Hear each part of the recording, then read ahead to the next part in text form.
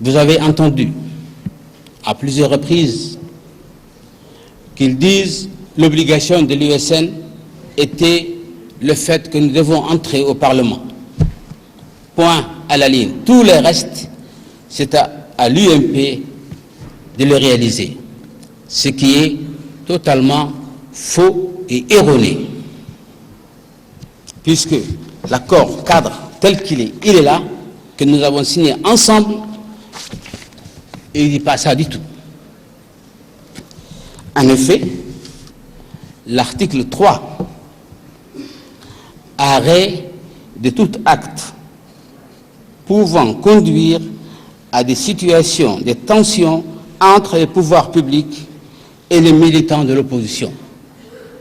Arrêt de tout acte. C'est-à-dire qu'il ne faut plus qu'il y ait de problèmes pour qu'on puisse travailler dans la sérénité. Est-ce qu'un jour, d'ailleurs c'est une question que j'ai posée aux membres de la délégation de l'USN avec lesquels nous avons travaillé.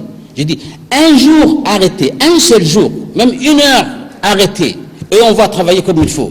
Ils ne peuvent pas. Alors, sur quel pied danser? Sur quel pied danser? Là est la question. Les extrémistes de cette opposition disent que rien n'a été réalisé, malgré que nous avons signé un document qui dit que l'opposition et le gouvernement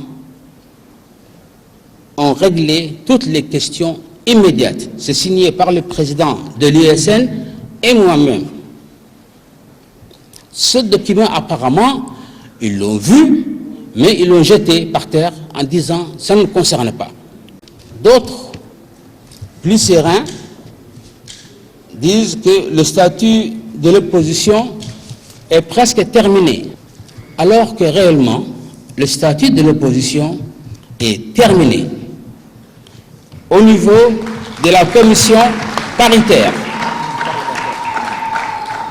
Paritaire et parlementaire, effectivement. À moins que ces gens encore reviennent sur un point de désaccord du statut de l'opposition.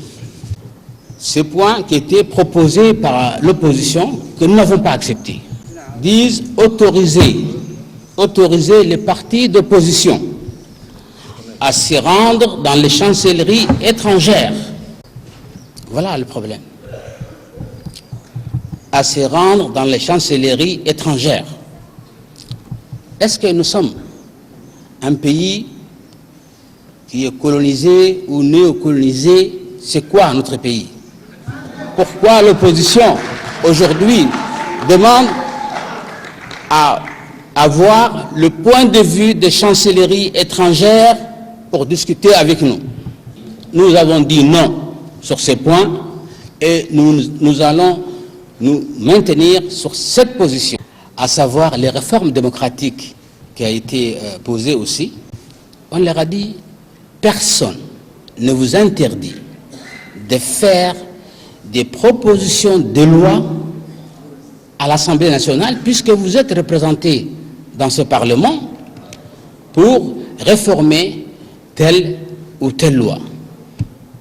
Personne ne les a empêchés. Comme s'ils attendaient de nous qu'on fasse ces réformes. C'est à eux de proposer les réformes, ce n'est pas à nous de le faire.